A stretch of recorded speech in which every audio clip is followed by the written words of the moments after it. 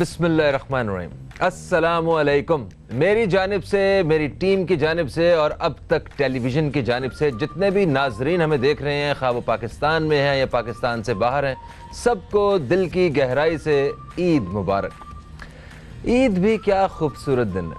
हम जिंदगी के किसी भी हिस्से में हों, हम जितने मैच्योर हो जाएं, कैसे भी हो जाएं, इस ईद के दिन हमें अपना बचपन ज़रूर याद आता है। ये ईद का दिन हमें वापस बचपन की यादों में ले जाता है। हमें बेशक ईदियाँ देने का वक्त हो, मगर अपनी ईदी लेने का वक्त जो है ना, वो हमें ज़रूर याद रहता है।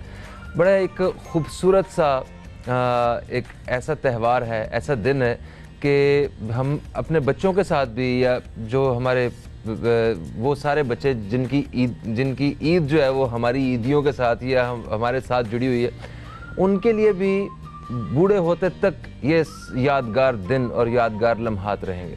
आज हम इसी हवाले से बात करने वाले हैं अपने मेहमानों से कि ईद का दिन जो है वो हमारे इन मेहमानों के लिए कैसा है। इन मेहमानों का मतलब, ये हमारे मेहमान जो है ना, ये कुछ ख़ास मेहमान। ये मेहमान इसलिए क्योंकि गुज़श्ता कई महीनों से या तो टॉक शोज़ में बिज़ी हैं, या जलसों में बिज़ी हैं, या सियासी मसरूफियात में बिज़ी हैं। तो आज पता चल गया ना आपको। यस, ये हमारे मेहमान जो है ना, ये इनका ताल्लुक़ सियासत से है और इनसे हमने एक दरख्वास्त की है कि आज हमसे आपने गपशप करनी है, मगर कोई सियासी बात गपशप नहीं करनी है आपने। आज ज़रा सियासत से हट के करेंगे कोई गुफ्तगू। बट ये भी मुझे यकीन है अपने मेहमानों पे कि सियासत इनकी ज़िंदगी का वो हिस्सा है कि जिसको ये एक लम्हे के लिए भी नहीं निकाल सकते। लेट्स सी, मुश्किल टास्क लेके अपने मेहमानों का तारुफ़ करवाता हूँ मैं। सबसे पहले तारुफ़ करवाऊँगा, मेरे साथ हैं साबिक मशीर वज़ीर आला सिंध, MQM राब्ता कमेटी के मेंबर जनाब डॉक्टर महफूज यार खान साहब। अस्सलाम वालेकुम, खुश आमदीद, ईद मुबारक। वालेकुम अस्सलाम, आपको भी दिली ईद मुबारक। कैसे हैं आप? अभी तक तो सही है, इंशाल्लाह और सही होकर जाएंगे आप। मेरे साथ जो दूसरी मेहमान शख्सियत हैं, देखें, ईद वाले दिन हम मर्द हजरात तो घरों से बाहर निकल आते हैं और बहुत सारे काम घर से बाहर वाले वो कर रहे होते हैं, मगर एक ख़ातून के लिए ईद के दिन जो है वो घर से बाहर की और ख़ास तौर पे ये सियासत से जुड़ी हुई जितनी भी एक्टिविटीज़ हैं, इनको भी देखना और घरेलू मामलात को भी देखना, असल जो हिम्मत वाली जो चीज़ें हैं ना, वो हमने इनसे जाननी है। तो मेरे साथ मौजूद हैं एक ऐसी शख्सियत जो कि MNA पाकिस्तान पीपल्स पार्टी की और प्रेसिडेंट हैं Karachi division women wing Sindh की, मोहतरमा डॉक्टर शाहिदा रहमानी साहिबा। अस्सलामु अलैकुम, खुश आमदीद और ईद मुबारक। वालेकुम अस्सलाम, आपको भी ईद मुबारक, आपकी पूरी टीम को, अब तक टेलीविज़न की पूरी टीम को ईद मुबारक।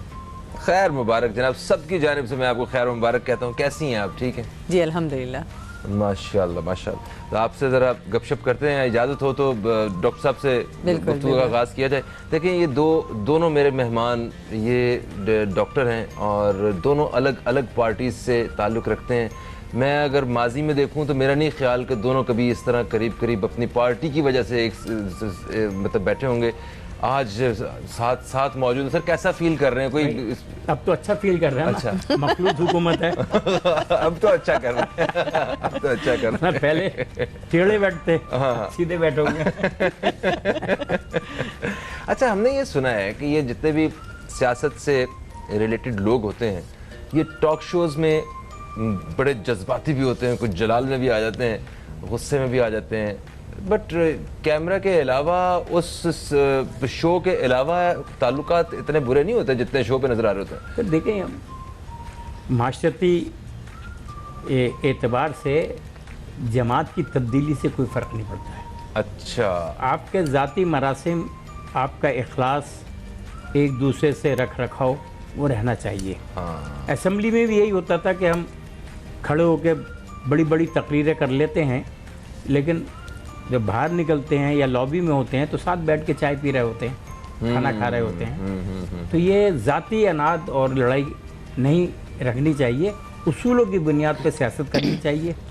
वो आपका मंशूर है, वो आपकी पार्टी की क़यादत है, आपका स्लोगन है।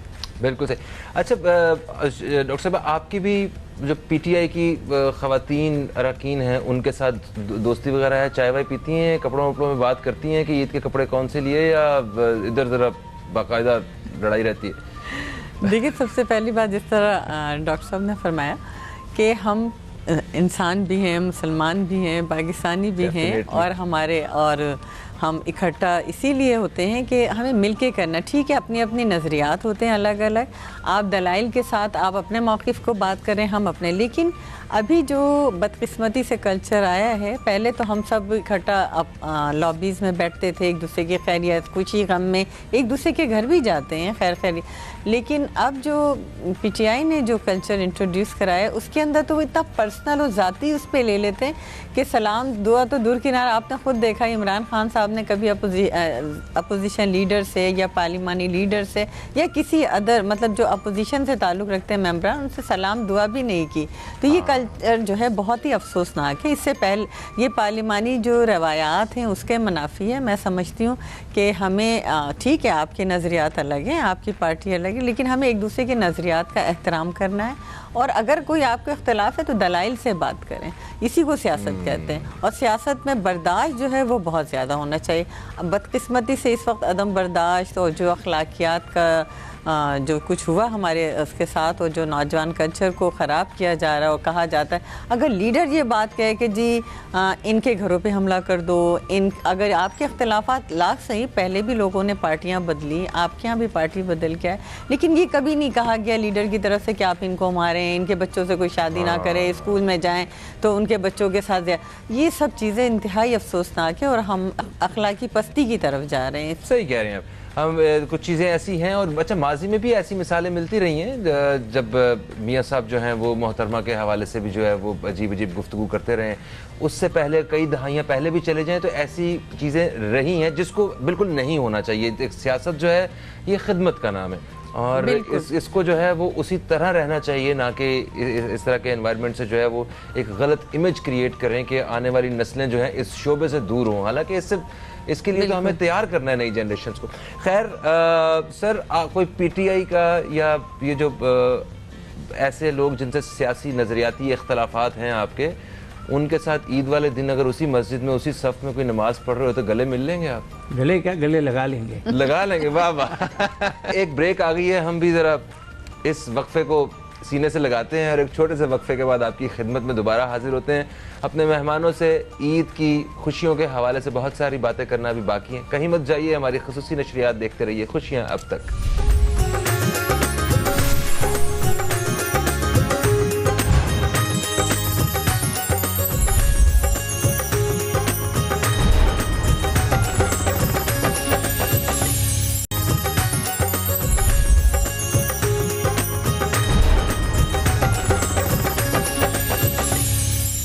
एक वक्फे के बाद आपको फिर ईद की इस खुसूसी नशरियात खुशियाँ अब तक में खुशामदीद कहता हूँ। मैं हूँ फ़हीम अब्बास और मेरे साथ हैं आज के बहुत ही ख़ास मेहमान डॉक्टर महफूज यार खान साहब और डॉक्टर शाहिदा रहमानी साहिबा। डॉक्टर साहिबा, आपसे मैं मतलब जब से प्रोग्राम शुरू हुआ है मैं एक ही सवाल पूछना चाह रहा हूँ, वो ये है कि क्या वाकई आपकी ईद जो है वो उन ख़वातीन से जो इस वक्त हमें टीवी पे देख रही हैं और जो हमारे घर में जो ख़वातीन हैं उनसे मुख्तलिफ है? क्योंकि आप सियासत तो एक इतना मसरूफ़ तरीन शोबा है, कैसे मैनेज करती हैं? ज़रा अपनी कहानी बताएं हमें। देखिए, मैं यहाँ बैठी हूँ, यही सबसे मुमताज़ कर रहा है, यही तो। और पॉलिटिक्स में तो बिल्कुल आपको 24 आवर्स तकरीबन जो है आप बिज़ी रहते हैं, और ख़ास तौर पे जब ईद या इस तरह के कोई त्यौहार होते हैं उसमें जो ख़वातीन हैं उनके ऊपर बड़ी डबल ज़िम्मेदारी होती है। एक तरफ वो फैमिली को भी मैनेज करती हैं, घर को भी मैनेज करती हैं, रिश्तों को भी जो है जोड़ती वो खातूनी हैं, अपने फैमिली मेम्बर्स से, ख़ानदान से मिलना जुलना। उसके बाद जब पॉलिटिक्स में आ जाते हैं तो पॉलिटिक्स में आपको पता है किसी के लिए ना नहीं है, सबके लिए दरवाजे खुले होते हैं, सबसे मिलना जुलना होता है। और ईद हम उसमें सारे टाइम को मैनेज करना पड़ता है कि इतने बजे से इतने बजे तक जो है हमें फैमिली को देना है। फिर बच्चों को भी ज़हनी तौर पे वो तैयार कर दिया जाता है कि जी अब आपको पता हमारा टाइम शुरू हो चुका है।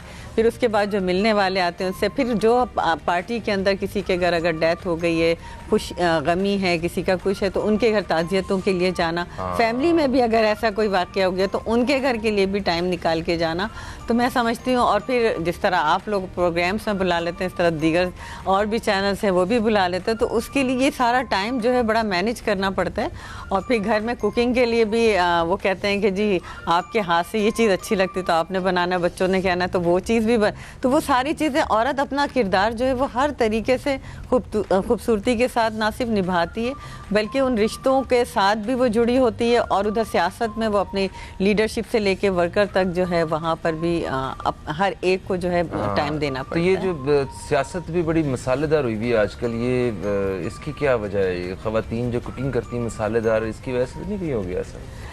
नहीं जी, मैं समझती हूँ मसालेदार नहीं है। अब तो बड़ा एक लगता है कि बहुत बड़ा तूफान आया था और उसके बाद एक सुकून तारी हो गया।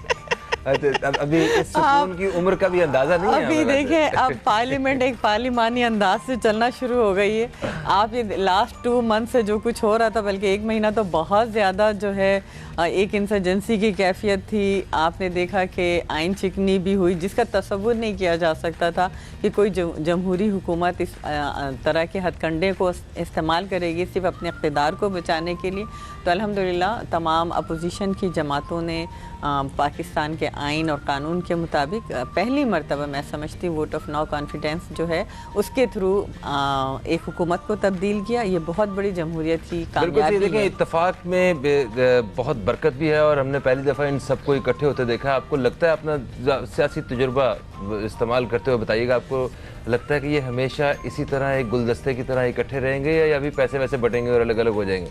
देखिए, पैसे बढ़ने की तो बात ही नहीं। जिस अंदाज से इस मुल्क में मईशत को नुकसान पहुंचाया गया, जो इदारों का नुकसान हुआ है, वो ये कोई आइडियल सिचुएशन नहीं है कि इक़्तिदार के लिए सब जो है बड़े बेचैन थे और आके इक़्तिदार में असल इस वक्त जो नुकसान हुआ है उस ये वजह है कि तमाम अपोजिशन की जमातों ने, हालांकि MQM मेरे साथ बैठे हैं, ये कल तक हुकूमत के साथ थे और इनको वही मरात हुकूमत भी दे रही थी, बल्कि शायद इससे ज़्यादा बेहतर अंदाज से दे रही थी।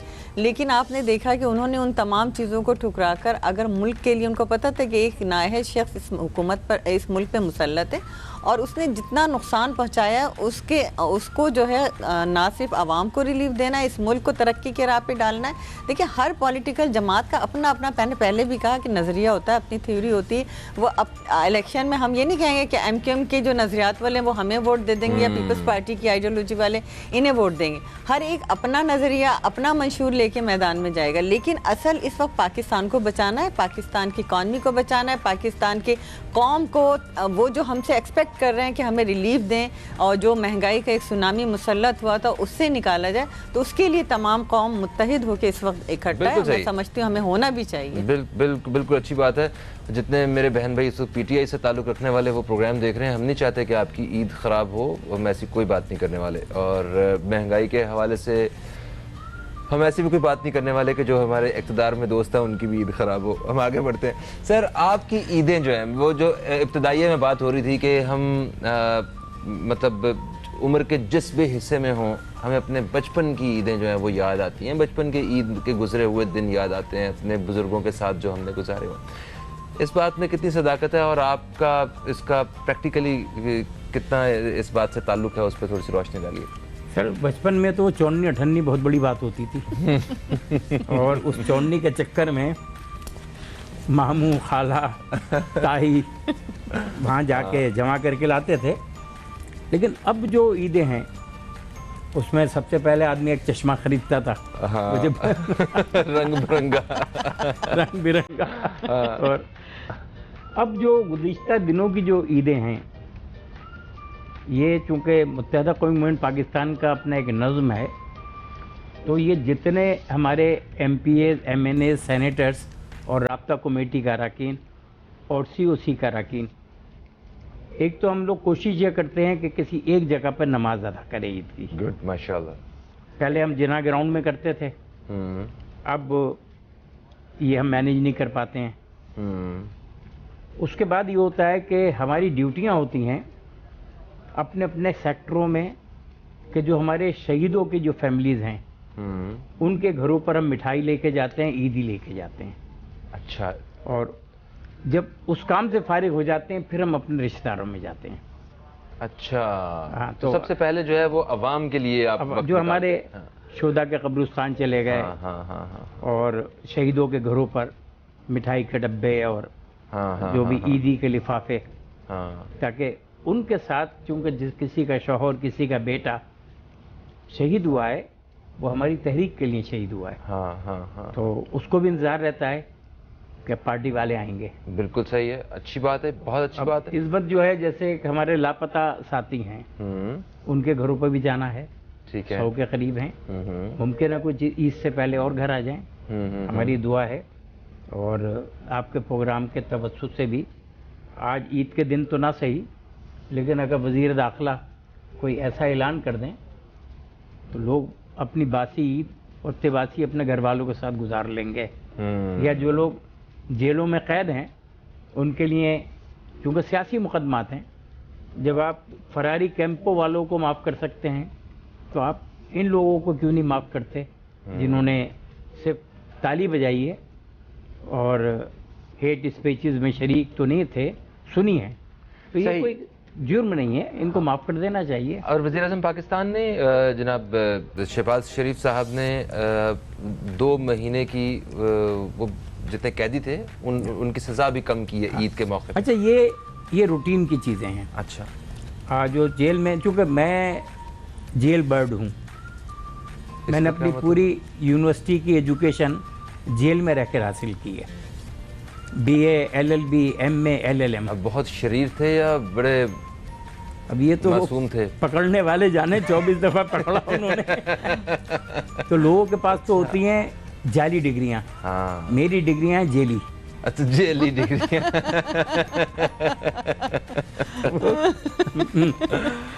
ओके।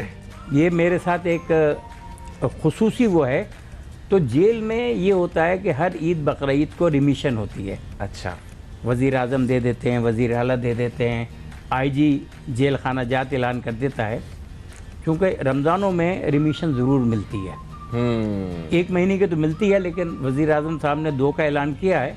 वो यूं ही किया है कि उनको जेल के अंदर रहने वालों के मसाइल से ज़्यादा आगाही है। हाँ। और आपने देखा होगा कि वो जेल का भी दौरा किया उन्होंने। ऐसे हमारे साथ भी होता है कि जब हम नए नए छूट कर आते थे तो हम जेल का ज़रूर दौरा करते थे ईद वाले दिन। जेल में जो नमाज होती है, हाँ, क्योंकि नमाज ताले के अंदर हो नहीं पाती है, तो उस दिन जिस वक्त खुतबा शुरू होता है तो जेल के तमाम गेट खोल दिए जाते हैं ताकि नमाज ईद अदा हो जाए। अच्छा। ये एक अच्छा, ऐसी अच्छा। इंफॉर्मेशन है जो आम आदमी से नहीं मिलेगी, क्योंकि हमने बेशतर ईदें जेल में गुजार दी। तो लोग मिलने आते हैं अपने जो जेल में जो लोग होते हैं ईद वाले दिन? हाँ, आपस में एक दूसरे के पास जाते हैं। अच्छा। एक दूसरे को मिठाइयाँ पेश करते हैं। अच्छा। दावतें करते हैं। वो जेल की दुनिया ही अलग होती है। अच्छा, वो अलग ही होती है। और तो क्रिकेट ऐसे भी होते हैं जो हम फिल्मों में देखते हैं कि एक बंदा जेल में गया है, उसे इतना मजा आने लगा, कहता है मैंने बाहर ही नहीं जाना। ऐसे लोग भी होते हैं। हम कह के आते थे हाँ। कि यार ये सामान रखना, आ रहे हैं फिर वापस। या रोटी डाल के आते थे कि ये याद करेगी तो हम आ जाएंगे। आपके जवानी के दिन जो है ना, मुझे बड़े कोई अहम दिन नहीं लग रहे। हाँ, जरा। मैं तो जेल में जाते ही कोले से लिखता था, गरीब खाना हमेशा तो जेल खाना है, मेरा मिजाज लड़कपन से लीड रहना है। अच्छी बात। एक वक्फा है दोस्तों, वक्फे के बाद आपकी खिदमत में दोबारा हाजिर हो रहे हैं। कहीं मत जाइए, ईद की खुसूसी नशरियात, खुशियाँ अब तक देखते रहिए।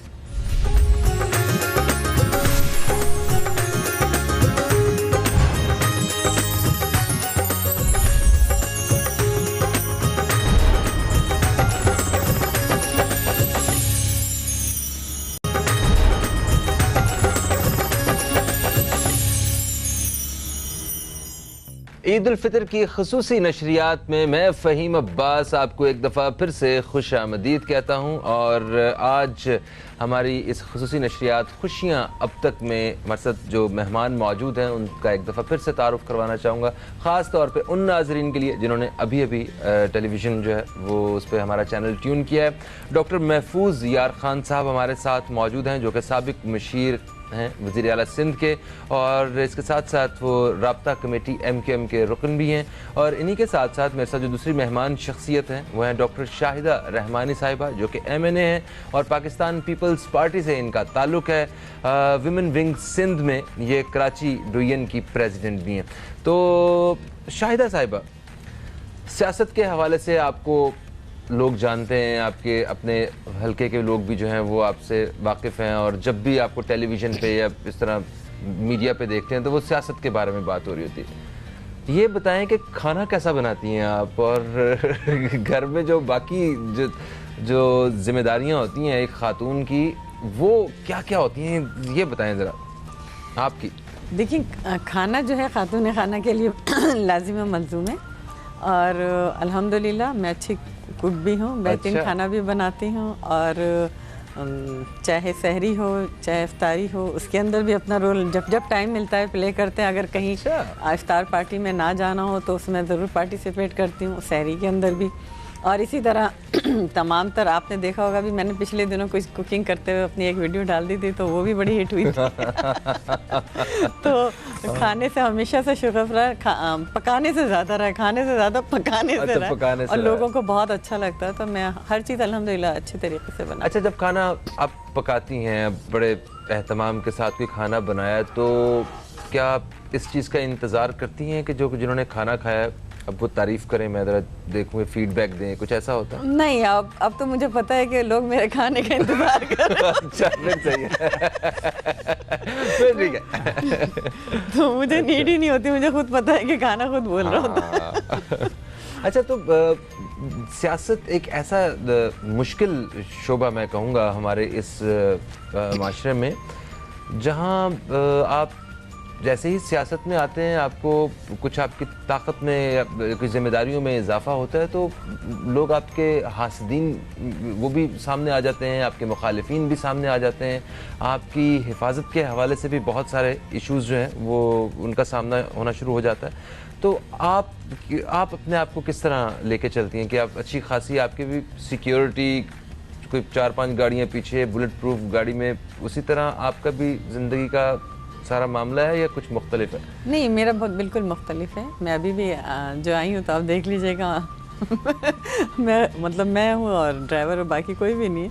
अच्छा। तो अल्हम्दुलिल्लाह इस तरह की कोई मामलात नहीं है। बहुत पुरसुकून अंदाज से करते हैं, लेकिन हासिदीन हर जगह होते हैं। जब आप काम करते हैं तो लोग आपसे, जिनका जो काम नहीं कर सकते वही आपसे हसद कर सकते हैं। बाकी मैं समझती हूँ हर एक अपने अपने अगर हिस्से का काम करे तो ये हसद, ये जो रकाबत होती है, ये सारी चीज़ें ना हो। और इसकी हमें अल्लाह ताला भी इसकी तालीम देता है, बार बार कुरान में कहता है कि हसद से बचना चाहिए, इन तमाम चीज़ों से। तो मैं इस तरह की कोई चीज़ नहीं कि जी मैं सिक्योरिटी लेके चलूँ। देखिए, जो बहुत ज़्यादा सिक्योरिटी में जाते हैं, अगर मौत आनी है तो उनको भी आ जाती, तो लिहाजा जो रात कब्र में है सो है। लिहाजा इन सब चीज़ों से मैं बिल्कुल बेपरवाह होकर चलती हूँ। ये बहुत अच्छी बात है। अच्छा, ये बताइए शाहिदा जी कि सियासत में जब आप आईं, आपने कदम रखा, तो आपके अजीज़ों में से, आपकी फैमिली में से किन का आप जिक्र करेंगी जिन्होंने आपको रोका कि भाई सियासत में मत जाओ? देखिए, ये बड़ा अलमिया है कि हमारे यहाँ पॉलिटिक्स को बहुत इतनी अच्छी नज़र से नहीं देखा जाता, और जब हम सियासत करते हैं तो हमसे कहा जाता है कि जी रिलेटिव भी, रिश्तेदार भी, दो कहाँ फंस गए, किस तरह चले गए। लेकिन इसमें मैं समझती हूँ कि इसमें मेरे वालिदैन का बहुत बड़ा सपोर्ट रही, और मेरे हस्बैंड अल्लाह ताला गनी की रहमत करे, उनकी बड़ी सपोर्ट रही कि उन्होंने मेरी हमेशा हौसला अफजाई की। और जब तक आपको घर से रास्ते नहीं मिलते, आप नहीं औरत सियासत नहीं कर सकते। और फिर हमने अपना आइडियल शहीद मोहतरमा बेनज़ीर भुट्टो साहिबा को रखा। अगर हम कभी गिरफ़्तार हुए, मेरे वालिद साहब से हम डरते थे, वो कहते थे जी ये कैसे ख़बरें आ रही हैं और रोडों के ऊपर मारा जा रहा है, तो हम कहते कि अब्बू ये देखें ना कि बीबी के साथ भी तो ऐसा होता है, उन्हें किस चीज़ की कमी थी, वो भी तो आवाम के लिए निकली, तो वो हमारे लिए आइडियल थी और हम उनको बेस बना के उनको उनकी वजह से हम आहिस्ता आहिस्ता अपनी फैमिलीज़ को भी कन्विंस करते रहे और अल्हम्दुलिल्लाह मेरी फैमिली, मेरे पेरेंट्स, मेरे हस्बैंड सब मेरे साथ खड़े रहे। मेरे बच्चों ने बड़ा सेक्रीफाइस किया। अगर हम जेलों में जाते हैं तो फिर सबसे बड़ी कुर्बानी जो है वो बच्चे देते हैं। एग्जैक्टली, उनकी हम खुशियों को उस तरह सेलिब्रेट नहीं करते, वरना आमतौर पे क्या होता है कि बच्चों, एक दफ़े का वाक़या बताऊं कि मेरी बच्ची थी, उसकी बर्थडे थी और सेकंड बर्थडे थी और वो बड़ी बेचैनी से इंतज़ार हो रहा था कि मम्मा आएंगे और हम जेल में बंद हो गए थे। अच्छा, ओके। तो वो बच्चे कहते हैं कि जी अगर आप इस मुकाम पे पहुंचे तो हम लोगों की सेक्रीफिकेशन कितनी कि आप कितने कितने अरसे घर पे अगर नहीं आए, तो फिर वो बच्चे फील करते थे, बहुत छोटे छोटे होते थे और उनको छोड़ के जाना, फिर जेलों में बंद होना, इस तरह की सारी चीज़ें जो है वो बर्दाश्त की जाती हैं। फॉर एग्ज़ाम्पल अभी भी हम 27 फरवरी को यहाँ से चेयरमैन साहब के साथ निकले, तो अब 2 दिन पहले वापस आए हैं इस्लामाबाद से। तो ये सारी चीज़ें हैं जो हम घर से दूर रहते हैं। सही। अच्छा शाहिदा जी, जब हम कामयाब होते हैं तो उस वक्त ये भी एक मुशाहिदा रहा है कि लोगों का जो रवैया है वो आपसे मुख्तलिफ हो जाता है अचानक आपकी कामयाबी को देखते साथ ही। तो सियासत में जब आप कामयाब हुई तो आपके जो अजीज़ व अक़ारिब हैं या बहुत सारे लोग जिनसे आपका फैमिली में या दोस्तों में, पार्टी में, उनसे कुछ रवैया आपने कोई नोट किया कि मुख्तलिफ हो गया? नहीं, मैं समझती हूँ कि हमें अपने रवैये ठीक रखने चाहिए। अगर कुछ लोग कुछ अच्छी बात। हाँ, अपने आप को अगर हम ठीक रखेंगे तो वो लोग जो कुछ अगर हसद में या किसी चीज़ में मुब्तला, वो ऑटोमेटिक ठीक हो जाएंगे। क्योंकि हमें अपने रवैयों को बेहतर रखना चाहिए, हर एक के साथ अखलाक और मिलनसारी के साथ आपको मिलना चाहिए। तो उसमें मैं नहीं समझती। और आज तो ईद का दिन है और ये ईद के जो लम्हात हैं, ये एहसासात का, खुशियों के एहसासात होते हैं।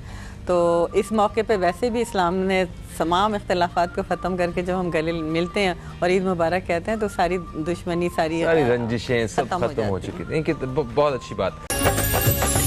जेली डिग्रियां हासिल करते हुए वो ज़्यादा वक्त जो है ना वो घर नहीं गुजारा।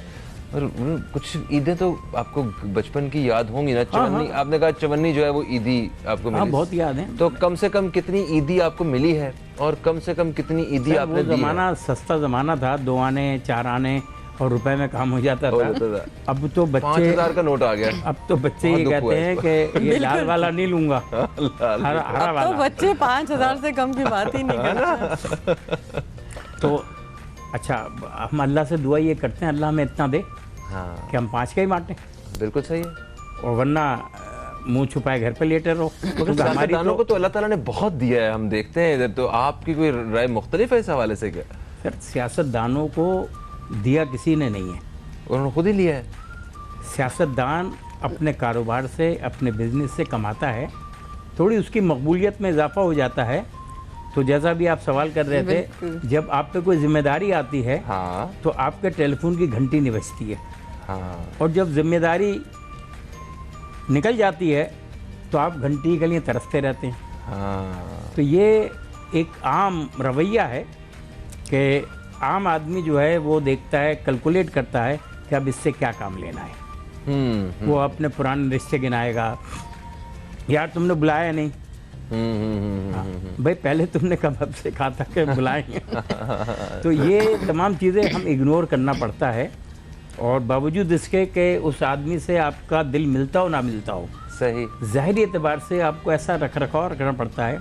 अक्सर ये होता है कि बहुत सारे ऐसे लोग मिलते हैं जिनको सूरत से हम आशना होते हैं, मिलते हैं, उन्हें एहसास नहीं होने देते हैं कि हम उन्हें नहीं पहचाने। फिर बात को लोगों से पूछते रहते हैं कि ये आपके साथ भी होता होगा, भाई ये कौन सा? तो वो इन तमाम चीज़ों को हम कदर की निगाह से यूँ देखते हैं कि पहले सियासत वो लोग करते थे जिनकी माशरे में एक बहुत इज्जत और तौक़ीर होती थी। अब जो सियासत हो रही है, पीटीआई ने जिस तरीके की बना दी है, उसमें ना करें, कल को इत्तेहाद हो जाए ना उनके साथ, फिर उस पर देखेंगे। इसलिए कि जब आपने उसमें ओहदों का लिहाज नहीं रहा, स्पीकर कौमी असम्बली का लिहाज नहीं रहा, डिप्टी का नहीं रहा, गवर्नर का नहीं रहा, ऐवान सदर का नहीं रहा, तो फिर आप काहे के लिए सियासत कर रहे हैं? सियासत आदमी करता है इज्जत के लिए, तो मैं तो अब इनमें से किसी ओहदे का उम्मीदवार बनने को तैयार ही नहीं है, क्योंकि जब उस ओहदे की इज्जत ही नहीं है। हाँ, एक आम आदमी खड़े होके कह रहा है, आपको बुरा भला कह रहा है, क्योंकि आप आइन से रूगर्दानी कर रहे हैं। हाँ, और सही। पता नहीं उनका ज़मीर कैसे ये मानता है कि जो चीज़ें बिल्कुल क्लियर हैं। देखिए, हम जब वकला पे ये है कि हम झूठ बोलते हैं, हम झूठ नहीं बोलते, हम वो कहते हैं जो हमारा क्लाइंट हमें ब्रीफ करता है उसको पेश कर देते हैं, सही। अपनी तरफ से कुछ भी नहीं कहते। सही। लेकिन ये जो हमारे साबिक वज़राए कानून और ये वो जो आजकल हैं, जो जाके ऐवान सदर में गलत मशवरे दे रहे हैं, और सदर साहब ने पता नहीं क्यों हल्फ तो ले लिया था 3 और वज़ीरों से, हाँ, लेकिन अब वो ख़त लिखने को तैयार नहीं है अपने सादिक संजरानी चेयरमैन सेनेट को, या किसी और आदमी को नॉमिनेट करने को तैयार नहीं है। ऐसा क्यों? अच्छा, शॉर्टली मुझे ये बताइएगा, जैसे कि आप साबिक मुशीर भी रहे हैं वज़ीर आला सिंध के, तो ये वज़ीर आला साहब को जो भी वो काम कर रहे होते हैं, जिसके भी आप कोई अगर मुशीर होते हैं, तो सारा हाथ पीछे मुशीर का ही होता है, मशवरे उसी के ही होते हैं सारे, ये सिर्फ एक देखिए, पोस्ट ही अगर है? वज़ीर आला आप पे एतमाद करता है, अच्छा, वो डिपेंड करता है कि आप पे एतमाद कितना करता है। देखिए, लियाकत जतोई मेरा क्लाइंट है ठीक है। पहले, फिर वो चीफ मिनिस्टर बने, फिर मैं उनका पॉलिटिकल सेक्रेटरी और एडवाइज़र बना।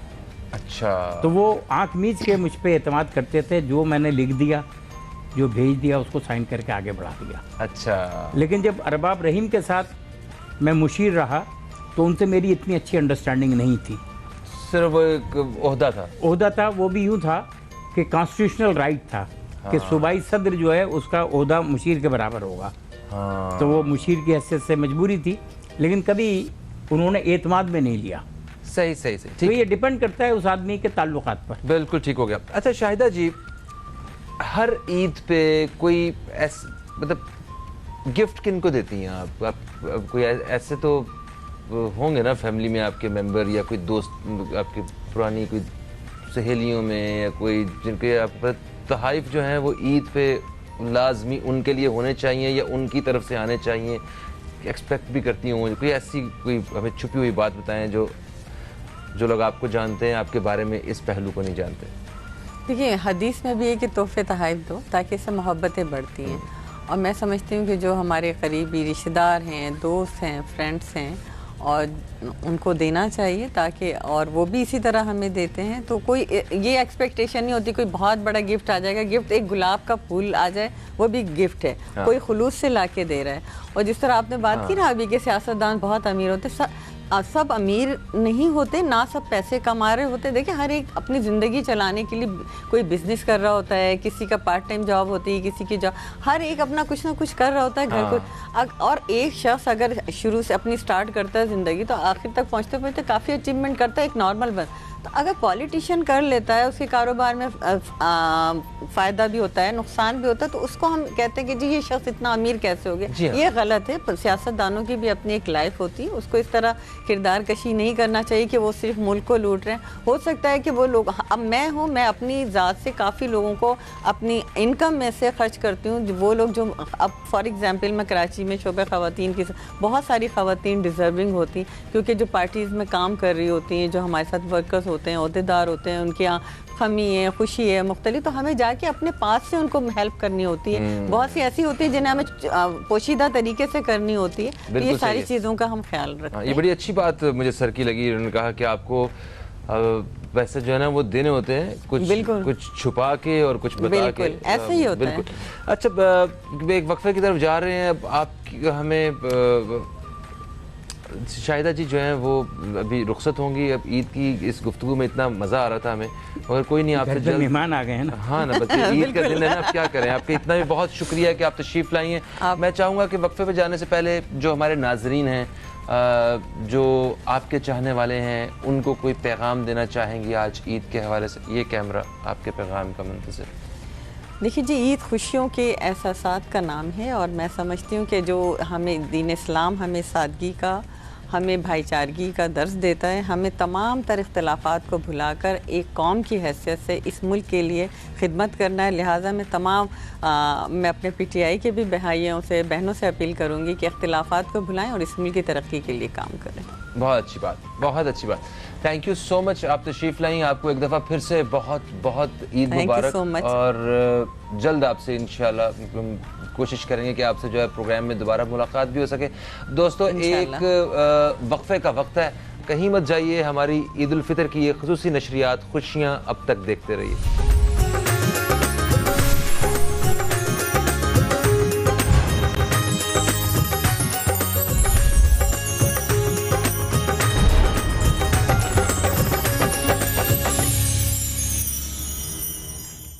अब तक टेलीविज़न की ईद उल फितर की खुसूसी नशरियात खुशियाँ अब तक में मैं फ़हीम अब्बास आपको एक दफ़ा फिर से खुशामदीद कहता हूँ और ईद की मुबारकबाद पेश करता हूँ। आज इस खुसूसी नशरियात में हमारे साथ प्रोग्राम में मौजूद हैं डॉक्टर महफूज यार खान साहब, जो कि साबिक मशीर हैं वज़ीर आला सिंध के और MQM से इनका ताल्लुक़ है, राब्ता कमेटी के आप रुकन भी हैं। वक्फे से पहले हमारे साथ डॉक्टर शाहिदा रहमानी साहिबा मौजूद थी, जो कि पीपल्स पार्टी से ताल्लुक़ रखती हैं और उनसे बड़ी एक अच्छी ज़बरदस्त किस्म की गुफ्तगू जारी थी। उन्हें ईद की मसरूफियात आप समझ सकते हैं और वो आप ख़ास तौर पर जो ख़वातीन हमें देख रही हैं वो तो बहुत अच्छे से समझ सकती हैं कि कितनी मसरूफियत होती है ख़वातीन के लिए। तो अभी हमें ज्वाइन किया है एक यंग पॉलिटिशियन ने। जब कोई पॉलिटिशियन और वो यंग होता है ना तो मुझे बड़ी खुशी होती है। ये ओके, अब आएगा मज़ा। अब ज़रा हमारे एज ग्रुप के जो लोग हैं, इसी बहाने अपने आप को भी यंग कहने का अपना ही मज़ा है। तो कि हमारी एज ग्रुप के जो लोग हैं वो भी पॉलिटिक्स में आ रहे हैं और भारी जिम्मेदारियां उठाने के लिए तैयार हो रहे हैं। तो मेरे साथ जो इस वक्त मेहमान शख्सियत मौजूद हैं, आप यंग पॉलिटिशियन तो हैं ही हैं, आप बैरिस्टर हैं और एक सियासी फैमिली से आपका ताल्लुक़ भी है, पाकिस्तान पीपल्स पार्टी से आप ताल्लुक़ रखते हैं। जनाब बैरिस्टर हालार मंजूर बस्सान, अस्सलामुअलैकुम, खुश आमदीद और ईद मुबारक। वालेकुम सलाम, thank you so much for having me. आपको भी ईद मुबारक। खैर मुबारक, खैर मुबारक। कैसे हैं आप? मैं बिल्कुल ठीक हूँ, बहुत शुक्रिया। माशाल्लाह, ज़बरदस्त। सिंधी बोलते हैं आप? जी सर, सिंधी भी, उर्दू भी, इंग्लिश भी। क्या बात है। तो ज़रा मेरा ऐसे ना, ये जो आपने पॉकेट स्क्वायर लगाया हुआ है ना सिंधी का, ये देख के मुझे बड़ा मेरा दिल किया। मैंने कहा पूरे रोज़े गुजर गए हैं, मैंने कई दफ़ा पॉकेट स्क्वायर लगाया, ये क्यों नहीं लगाया। तो जितने हमारे सिंध के नाजरीन हैं, ज़रा उनको सिंधी में एक दफ़ा ईद की मुबारकबाद तो पेश करें। मुझे तमाम नाजरीन जेके असांखे ॾिसनि था अब तक चैनल में, तव्हां सभिनि भाइरनि खे, भेनरुनि खे, बुज़ुर्गनि खे, नौजवाननि खे ईद मुबारक। ईद मुबारक। ईद मुबारक को नहीं होगा? अच्छा, ईद मुबारक। सर मुझे ये बताइए कि जो देखें आपका जो, वैसे तो सियासी गुफ्तगू हमने ज़्यादा नहीं करनी, मगर मेरा दिल कर रहा है कि आपसे जो है ना वो तो हल्की फुल्की ईद के मौके पे वो सवालात किए जाएं जो किसी टॉक शो में नहीं पूछे जाएंगे। सियासत में आपने जो एंट्री मारने का सोचा है, इसकी वजह आपकी फैमिली है, क्योंकि आप एक सियासी बैकग्राउंड है आपका, या अपना आपका दिल करता रहा? देखिए सर, मैं 2013 से लेके 2017 में लंदन में राश पसीर था। तो जब मैं 2015 में अपने गांव में आया था तो किसी हमारे कम्युनिटी की रिद कम्युनिटी, उन्होंने बड़ा जलसा किया था। अच्छा। तो उसमें मैंने सिंधी में, उर्दू में, इंग्लिश में, अच्छा, जो आपका सवाल है वो तीनों लैंग्वेजेस में मैंने स्पीच कर डाला। अच्छा। और जितनी मुझे पजीराई मिली, एक तो मेरे वालिद साहब हैं, सीनियर सियासतदान है, पर यह है कि मतलब जो मुझे अपनी रिकग्निशन मिलती है, हाँ। जो मुझे रेपुटेशन मिलती है ख़ास करके खैरपुर की आवाम से, और यहाँ पे भी कराची में भी मैं बहुत सोशल हूँ, हर रोटरी के इवेंट्स में, यूथ पार्लियामेंट के इवेंट्स में। तो एक शौक़ था, एक इंटरेस्ट था कि एज ए लीगल फ्रेटर्निटी का होते हुए शायद असेंबली में जाके मैं बेटर बिल पे अमेंडमेंट कर सकूं या लेजिस्लेचर का रोल अदा कर सकूं। तो इस चीज़ में मुझे थोड़ा था। बाकी आप देखते हैं यहाँ पे कितनी पॉवर्टी है और एरेडिकेट करना हर किसी के बस की बात नहीं है। लोग आते हैं, सियासतदान आते हैं, लोगों को उम्मीदें दिलाते हैं कि हम ये करेंगे, पर कर नहीं पाते। तो मैं एक बात बताना चाहूँगा अपनी, कि मैं 3 साल से एक तो हम NGO से राब्ते में है, बिल्कुल सोलर लाइट्स फैंस हम पूरे खैरपुर में डिस्ट्रीब्यूट कर रहे हैं। आप समझें 1000 फैमिलीज़ को हम अभी तक बांट चुके हैं। Very nice. अपनी पर्सनल कैपेसिटी में। nice. तो यही है। और लाइब्रेरी का हमने 13 UCs में अपनी कॉन्स्टिट्यूंसी की लाइब्रेरीज हमने इनोग्रेट मैं पर्सनली कर चुका हूँ। Very nice. तो ये थोड़ा है कि लोग जब आपको इतनी इज्जत देते हैं, आप पे फ़ख्र महसूस करते हैं। मैं जब भी जाता हूँ मैं प्राउडली कहता हूँ कि I am from Khairpur and Sindh and Pakistan. मैं माशाल्लाह। तो ये अच्छा सर, आपने कई दहाइयाँ, कई बहारें जो हैं वो सियासत में और जेल में गुजारी हैं। तो मैं आपसे, जितना अभी हालार भाई बता रहे हैं कि सियासत का वो मज़ा ले रहे हैं खिदमत करके, ठीक है, अपने हलके में आप भी बहुत सारे लोग जो हैं उनकी आप भी आपके ज़रिए उनसे खिदमत होती होगी। एक सवाल ये है इसमें कि एक आम आदमी तरक्की करता है ना, मैं अगर नया फ़ोन लेता हूँ तो मुझ पे कोई उंगली उठाने वाला नहीं, मैं नई गाड़ी लेता हूँ, नया घर लेता हूँ, शायद बहुत कम लोग होंगे जो हासिदीन में से कोई ऐसे उंगली उठा दे। एक सियासतदान की जब तरक्की होती है तो उसके ऊपर सब इस तरह उंगली उठाते हैं कि ये तो हराम का पैसा है, ये तो करप्शन का पैसा है, ये तो 2 नंबर की, ये तो आवाम का पैसा है। तो इस तरह का जो फीडबैक है वो क्या डिमोटिवेट करता है या क्या वो फीलिंग्स होती हैं? डिपेंड करता है पर्सन टू पर्सन। अच्छा, अगर आप पहले हम बस में सफ़र करते थे, फिर हमारी बड़ी ख्वाहिश थी जब हमने LLM में एक दिन कॉलेज जाना था, जेल से बाहर थे, तो मेरी ये ख्वाहिश थी कि मैं अपनी मोटरसाइकिल पर जाऊँ। अच्छा। तो मेरे पास पैसे नहीं थे उस ज़माने में, 4,500 रुपये की पुरानी मोटरसाइकिल मिल जाती थी। तो मेरे चंद दोस्तों ने, एक दोस्त के यहाँ मोटरसाइकिल खड़ी थी, वो मुझे दे दी। तो मैं पहली दफ़ा पहली क्लास लेने LLM की उर्दू कॉलेज अपनी मोटरसाइकिल पे गया। अच्छा, नाइस। उसके बाद हमने एक छकड़ा ख़रीद लिया ब्लू बर्ड का। अच्छा। उसके बाद 125P एक लग्जरी कार थी ये। फिर इस तरीके से आप ग्रेजुअली होती रही। तो आपको कोई, अब इस वक्त आपके पास नए मॉडल की गाड़ी है तो आप पे कोई उंगली नहीं उठाएगा। हाँ। लेकिन अगर मोटरसाइकिल से मैं अचानक लैंड क्रूज़र पे आ जाता, हाँ, या स्पोर्टेज पे आ जाता, लोग कहते भाई ये माल कहाँ से पकड़ लिया। तो ये आस्ता आस्ता, अच्छा, वो लोग उसको अप्रिशिएट करते हैं। आप, मेरा 42-43 साल का सियासी माजी है और मेरे ख्याल से शायद ही कोई ऐसा इस मुल्क की सियासत में पॉलिटिशियन हो जिसके साथ मैं रेल या जेल में ना रहा हूँ। अच्छा। हाँ, अपने और उनके साथ, इनके वालिद साहब के साथ भी बड़ा अच्छा वक्त गुजरा और वो बड़े ही प्यारे आदमी। और तो ये लोगों को हसद करना नहीं चाहिए। अच्छा। लोग देखिए, वकील की कमाई तो एक दिन में करोड़ों कमा लेता है। मगर सर, ये भी तो सियासतदान ही होते हैं जो आवाम के जहन में ये बात डालते हैं कि ये हमारा पैसा है, तुम लोगों का पैसा है, जो ये लूट के ले गए, वो देखो ये क्या था, वो क्या था। ये सर, सलाहियत पैसा दिलाती है। अब इस बार जो एक कैटेगरी के जो वकला हैं वो करोड़ों से कम नहीं लेते ना, लेकिन मुझे कोई करोड़ रुपये नहीं देगा क्योंकि मैं भी उस कैटेगरी में फाल नहीं कर रहा हूँ। जिस वक्त मैं वहाँ आऊँगा, अभी मैं लाखों में ले रहा हूँ, तो वो भी अब लोगों के पास फीस देने के पैसे नहीं हैं। आपको 50%, बल्कि इससे ज़्यादा आपको काम जो है वो मुफ्त करना पड़ता है और ये सदक़े के तौर पे करना पड़ता है। ये आप अपने प्रोफेशन की ज़कात निकालते हैं।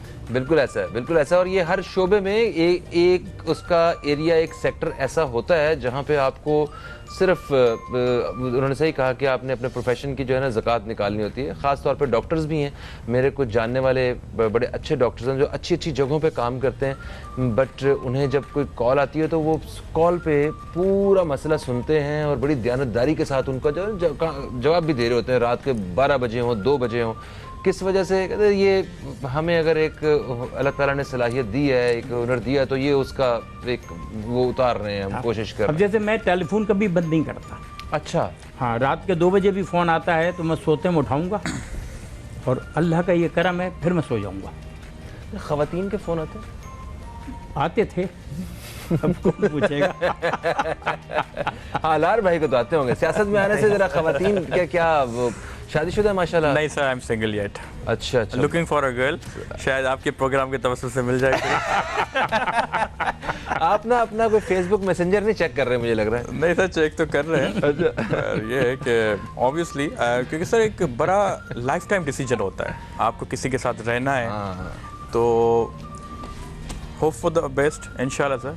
ढूंढे पड़े हुए हैं। हमने बिलावल साहब आए थे हमारे खैरपुर के अभी विलेज में, तो उन्होंने कहा था कि आपका क्या इरादा है? मैंने कहा पहले आप, बाद में हम। अच्छा, जोड़ी तलाश कर रहे हैं। लंबा इंतजार कर रहा है।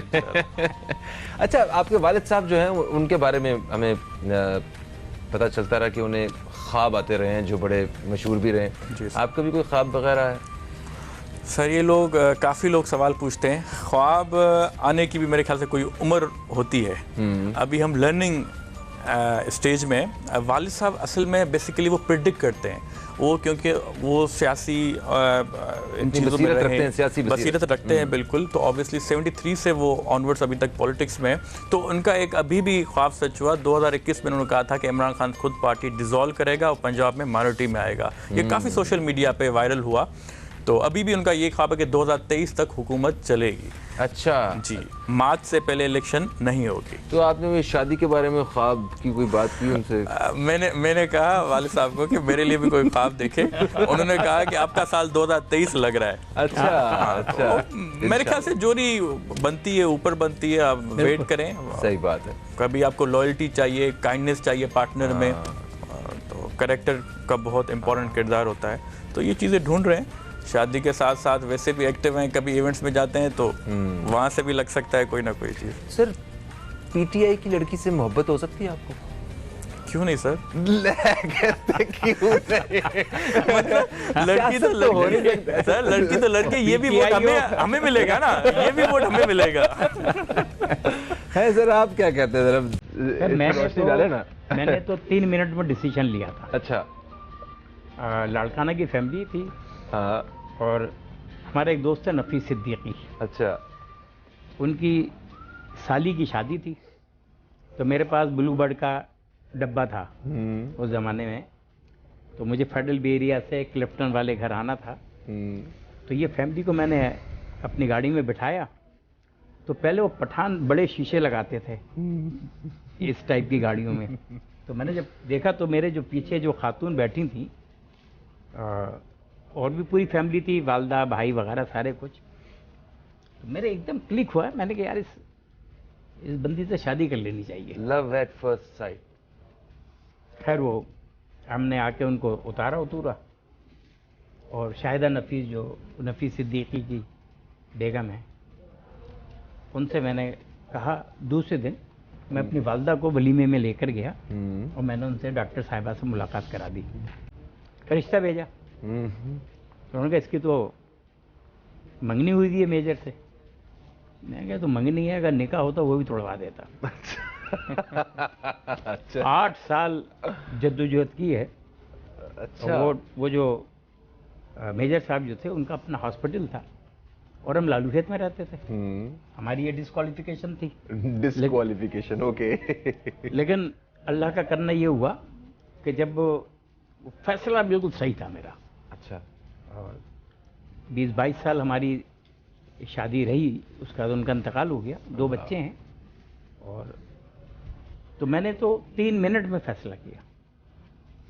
तो आपको अपना फैसला जो है वो हमेशा उस पर फख्र रहा कि फख्र है और इसीलिए मैंने दूसरी शादी नहीं की। अच्छा। मैं तो चाहूंगा सर भी मेरे लिए कोई देखे, कोई फैसला उस पे फैसला कर ले तो बेहतर हो जाएगा। आपके फैसले का रिकॉर्ड अच्छा है जरा। नहीं अच्छा है। हम फैसले करने में देर कर रहे हैं। तो ये अच्छा। तो आपको ईद के हवाले से मतलब आपने तो काफ़ी साल बाहर गुजारे हैं मुल्क से, अभी वापस आप पाकिस्तान 2017 में आया था, 5 साल मुझे हो गए। पर उससे पहले भी मैं हमेशा बचपन से लेके अब तक मैंने हर ईद खैरपुर में की है, लोगों के साथ। ओके। ईद उल फितर, ईद उल अज़हा दोनों। तो आपकी जो बचपन की ईदें हैं उसकी कोई यादगार चीज़ हम ज़रूर सुनना चाहेंगे। एक छोटा सा वक्फा दरमियान में आ रहा है। तो दोस्तों एक वक्फे के बाद हम आपकी खिदमत में दोबारा हाजिर हो रहे हैं। कहीं मत जाइए। अब तक टेलीविज़न पे ईद उल फितर की ये खसूसी नशरियात जिसका नाम है खुशियाँ अब तक, देखते रहिए। अभी आपसे दोबारा मुलाकात होती है।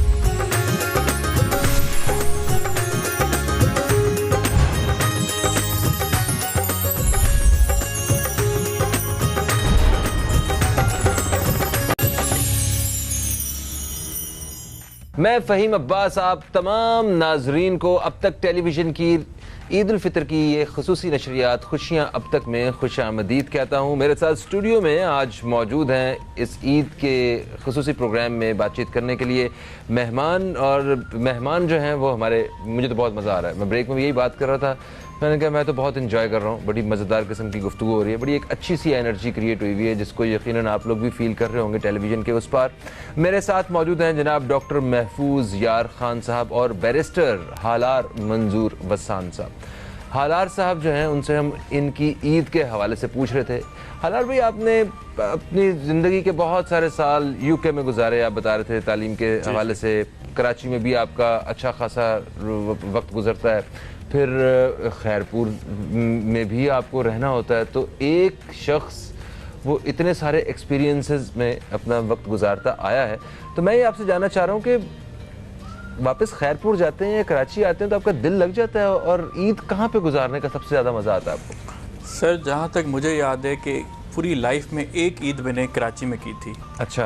पर हमेशा मुझे जो मज़ा आता है वो खैरपुर में आता है, क्योंकि हमारा पॉलिटिकल बैकग्राउंड है, लोग आते हैं। आपको अगर कभी आपको लेके चलेंगे इंशाल्लाह 9 बजे से लेके सुबह तक, सुबह से लेके 9 बजे और शाम तक लोग आते रहते हैं। ये अच्छा। ईद के 3 दिन सिलसिला चलता रहता है। तो हम लिटरली खड़े होते हैं और खड़े होकर उनसे सलाम कहते हैं, वो जाते हैं, फिर दूसरे लोग आते हैं, ऐसे सिस्टम चलता रहता अच्छा, है। सिर्फ हाथ मिलाना होता है और हाथ इसमें मिलाना होता पूरा है। दिन गुजर पूरा जाता दिन है। गुजर जाता है। तो इतने लोग आते हैं, इतने माशाल्लाह। लोग आते हैं, कोई हमारे डिस्ट्रिक्ट से नहीं, दूसरे डिस्ट्रिक्ट से भी आते हैं। आप ऐसे समझ लें कि जैकबाबाद से भी आते हैं, कनकोट से भी आते हैं, क्योंकि एक हमारा फैमिली बैकग्राउंड ऐसा रहा है कि उनके पास भी हमें जाना होता है तो हम चले जाते हैं कंडोलेंसेस के लिए, शादियों के लिए, तो वो भी मिलने आते हैं। पर जब बचपन का आपने एक सवाल पूछा था कि मेरा कोई एक्सपीरियंस हो या यादगार क्या किस्म हो, की ईद कौन सी है? तो मैं जब छोटा होता था तो मैं देखता था कि इतने लोग क्यों आ रहे हैं, या तो कोई शादी होने वाली है या कोई इनविटेशन हम कर रहे हैं, कोई इनको इनवाइट कर रहे हैं। बाद में पता चला तो ये लोग आ रहे हैं, मेरे फादर पॉलिटिक्स में।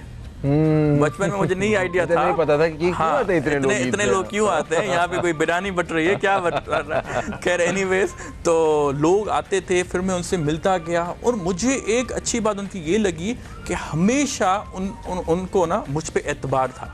इवन तो मैं बचपन से भी था, उनको था कि ये ऑनेस्ट है। ऑनेस्टी का मेरे ऊपर जो टैग लगा हुआ है आप देखेंगे पूरे खैरपुर में, कि मैं समझता हूँ कि लॉयल्टी और ऑनेस्टी बड़ा काम किरदार करती है आपकी पर्सनैलिटी में। ये जब मैं यूके में भी गया तो वहाँ पे भी मैंने एक्सपीरियंस किया। सही। ये हमेशा सच बोलना चाहिए और झूठ को जितना अवॉइड करें वो आपके लिए बेहतर है। एग्जैक्टली, क्योंकि देखिए आप जिस फील्ड में हैं उसमें मतलब आप sir legally point of view से कायदीन बात में करें आपका तो शुमार होता है, जी ठीक है, और एक कायद के लिए अपने इलाके जिस जो भी आपकी वो है उसमें उसका अच्छे कैरेक्टर का होना बड़ा ज़रूरी है। जब तक अच्छा कैरेक्टर नहीं हो सकता, बहुत सारे रास्ते, बहुत सारी खिड़कियां बंद ही रहती हैं। जैसे सर ने बात की कि वो रात को 2 बजे फ़ोन उठा लेते हैं, हाँ। तो मेरे में भी यही नेचर है, अगर फ़ोन नहीं उठा तो कॉल बैक कर लेता हूँ। हाँ। तो दिल खुश हो जाता है सबका कि कोई रिप्रेजेंटेटिव है मौजूद। अगर कोई भी किसी के पास प्रॉब्लम्स अराइज हो रही हैं उस वक्त में, तो हम सोल्यूशन के लिए मौजूद हैं। तो एक खुशाइंदा बात है। बस यहाँ पे भी, कराची में भी आपको एक बात बताना चलूँ कि यहाँ पे भी मैं सारा दिन बाहर ही होता हूँ, सहरी में, इफ्तारी में, इतने, क्योंकि लोग मोहब्बत करते हैं। बताने का मकसद ये है कि लोग इज्जत देते हैं, मोहब्बत देते हैं, तो हम जाते हैं। अच्छा, मैं उन सारे दोस्तों से जो बहुत ज़्यादा सोशल हैं या जिनको जाना ही होता है सहरी इफ्तारी पे, वो लोगों से मिलकर बड़ा खुशी तो महसूस करते हैं, मगर एक उनके अंदर बड़ी शिकायत होती है, अरे यार खाने पीने की रूटीन ख़राब हो जाती है, पता नहीं यार जहाँ जाते हैं ज़बरदस्ती लोग खिला देते हैं यार, बहुत तो ये तो एडजस्ट करना होता है ना सर। मैं समझता हूँ कि यहाँ कराची इतना कैपिटल सिटी है वैसे सिंध का, पर इतने लोग मौजूद हैं, इतनी कास्ट मौजूद हैं, तो मैं समझता हूँ कि सबसे हमारी हम आएंगी हो जाती है। और यही है। और आपको एक खुशखबरी बता दूँ कि इंशाल्लाह 2023 में I will be contesting for the MPA। अरे वाह, माशाल्लाह, आपके लिए नेक तमन्नाएं हैं। और अच्छा, ईद के हवाले से गिफ्ट मिलते रहे, हमें ईद पे क्या गिफ्ट मिलने लगे? अब्बा जी ने चप्पल ले दी जनाब, या जूते ले दिए?